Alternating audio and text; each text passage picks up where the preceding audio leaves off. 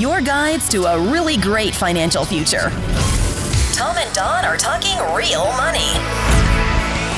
We're back with another Talking Real Money podcast, videocast, cast of all kinds. It's a cast of characters. It's a cast of thousands. No, it's a cast of two. Could be There's thousands with you. behind us. Yeah. Right behind us.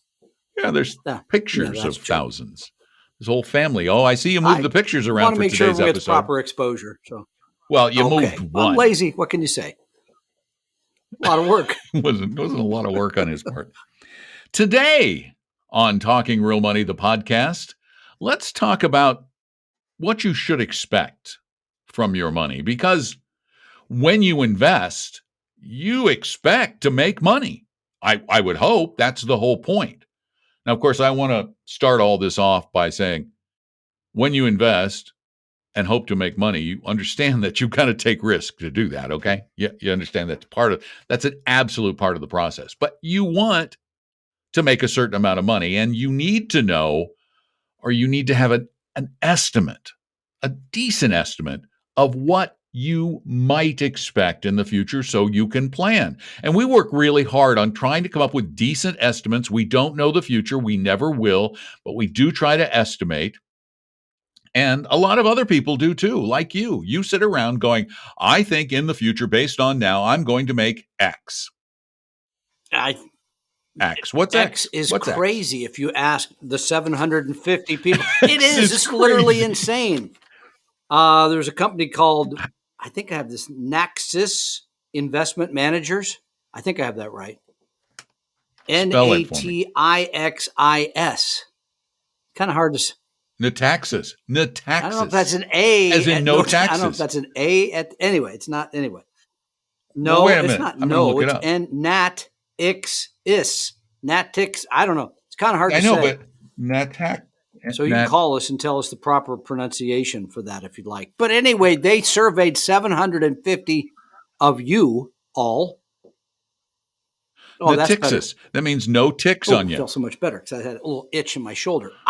They surveyed 750 Boy, people. they manage a lot of money. They surveyed 750 people, and you told them you expect to earn 17.3% this year in stock after inflation, which is running at like 5%, right? So you're expecting to make 22% this year? Yeah. And then they said in the long haul, people in the survey anticipate earning an average of 17.5% after inflation. Where do these numbers come from? Okay. Who did they interview their clients? Apparently they're a very successful firm.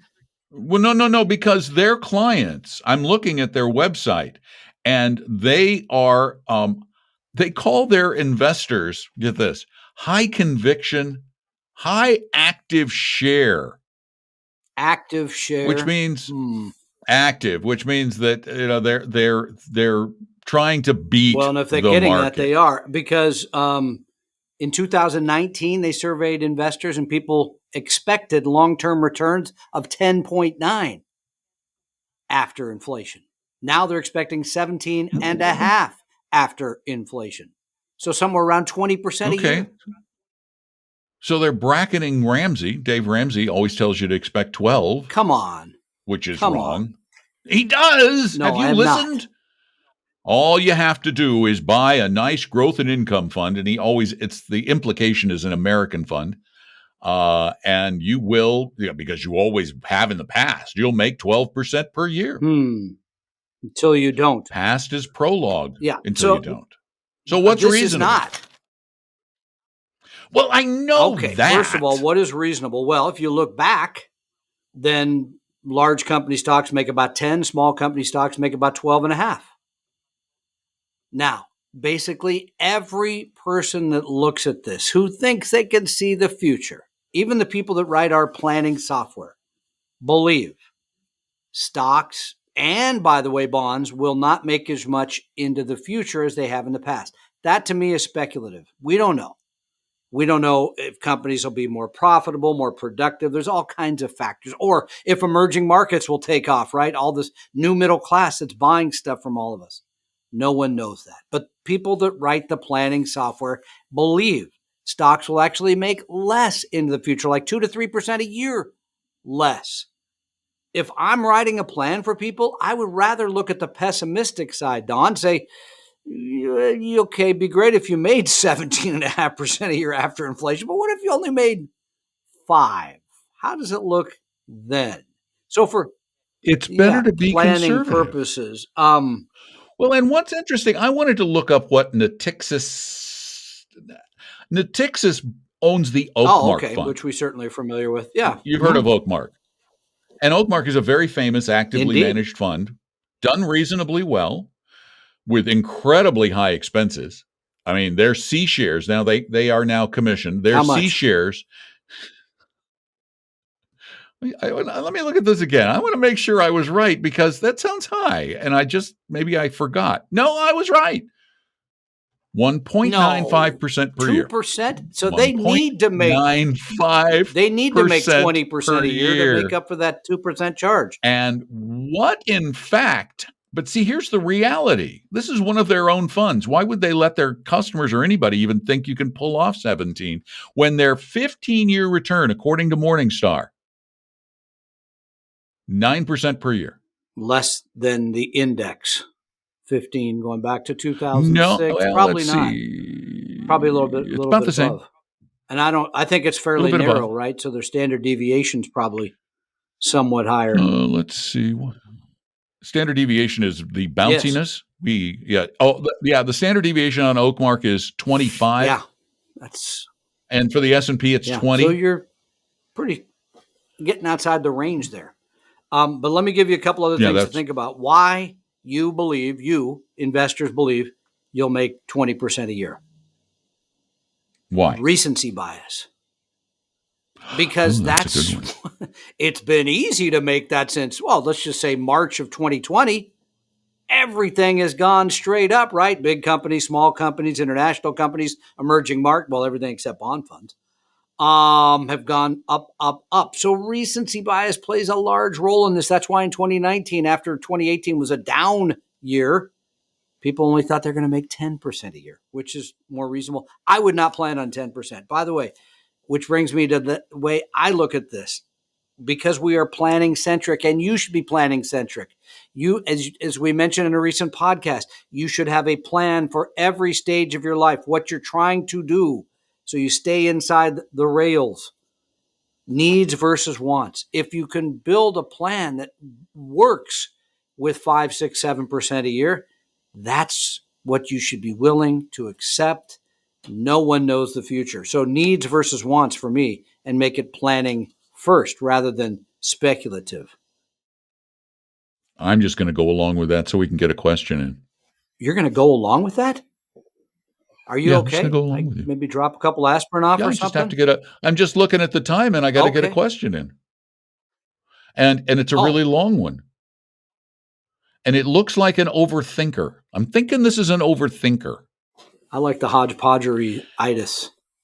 Here we go. Subject. Should I do the opposite of traditional asset allocation in this instance? Message. Yes. Ready?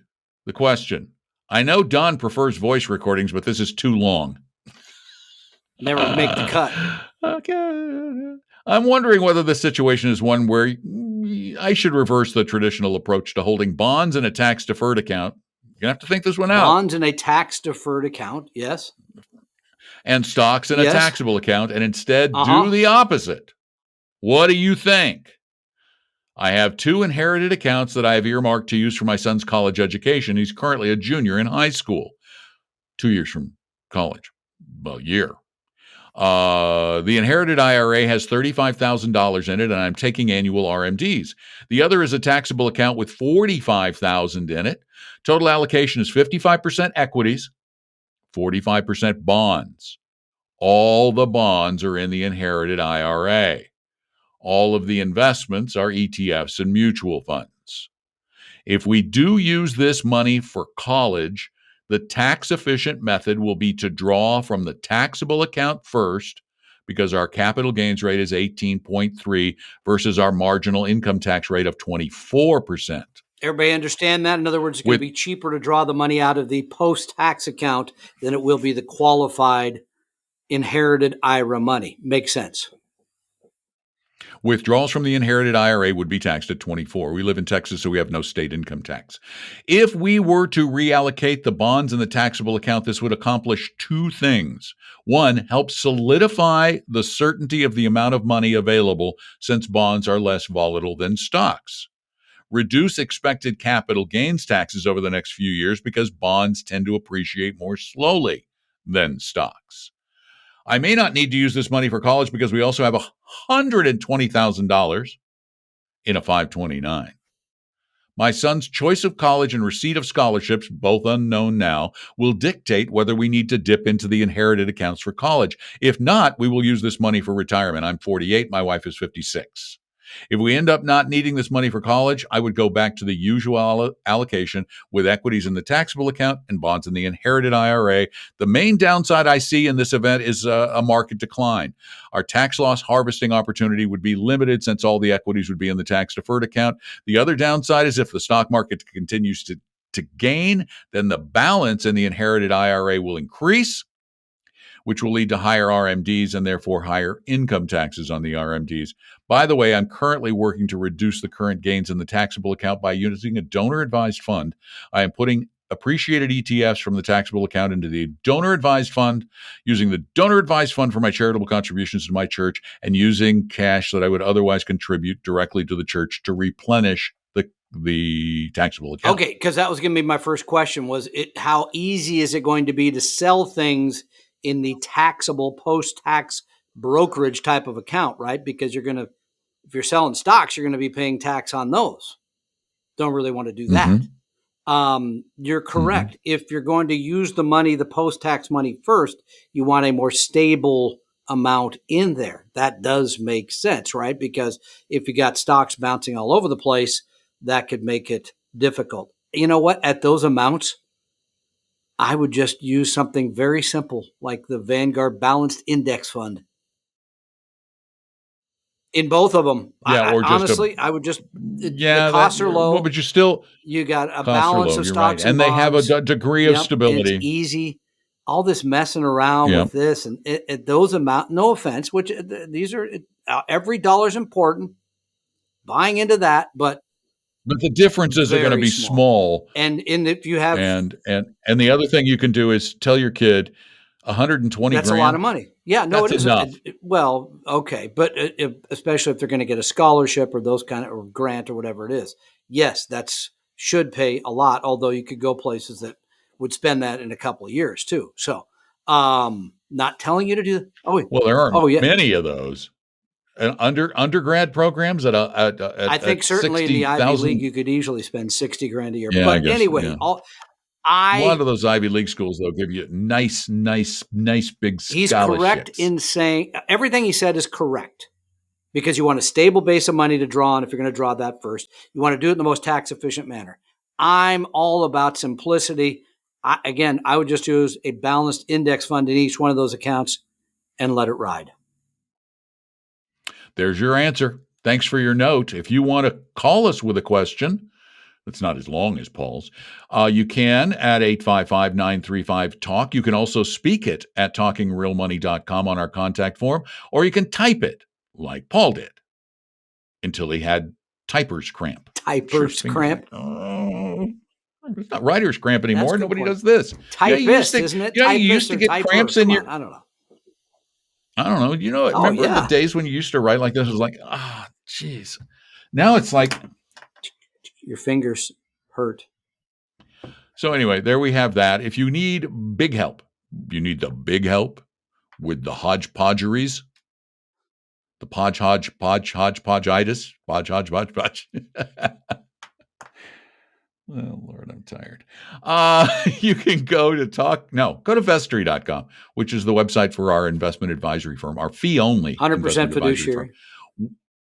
Yeah, we help anybody for nothing, for free, one time, maybe two, if we're really feeling nice. But we're not going to manage your portfolio because we need to get paid for that, okay? But if you need some help, go to Vestry.com, set up an appointment with one of our advisors. They won't try to pressure you into buying anything. It's really easy. The help's pretty good. And sometimes you even Help's get Tom. Very good. Help is good. Yeah, help is good. Bring us your portfolio. It's wonderful. Bring us your huddled masses of mutual funds. You're tired. You're poor. We'll take a look. I know. I knew where that was going. Your huddled masses of mutual funds and your hodgepodge. We will fix you right up. And we will set them free. Freedom. It's all about freedom. Free. Call us free anytime, 855-935-TALK. Thanks for joining us. Oh, great. I have a meeting with the CEO in a minute. There's fun. Yeah, if we don't see you again. I'm not going to be thinking about or talking real money. I'm going to be talking about websites or something.